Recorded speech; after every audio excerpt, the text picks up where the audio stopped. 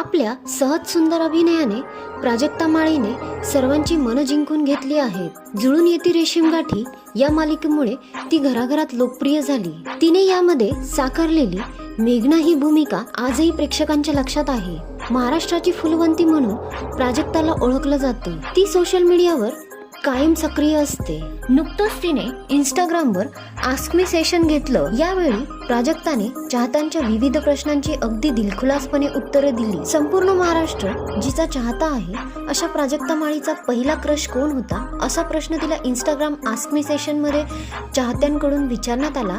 यावर अभिनेत्रीने एका बॉलिवूड अभिनेत्याचं नाव घेतलं आहे. प्राजक्ता माळीला तिच्या पहिल्या क्रश बद्दल विचारताच तिने बॉलिवूडचा भाईजान सुपरस्टार अभिनेता सलमान खानचं नाव घेतलं आहे. सलमान खान हा प्राजक्ताचा पहिला क्रश होता.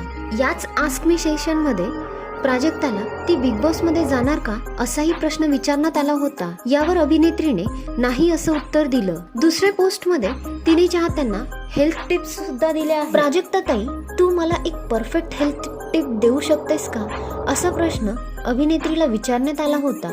यावर प्राजक्ता म्हणाली, रात्री 8 तासांची झोप घेणं महत्वाची आहे, त्यामुळे कायम 8 तास तरी विश्रांती घ्या.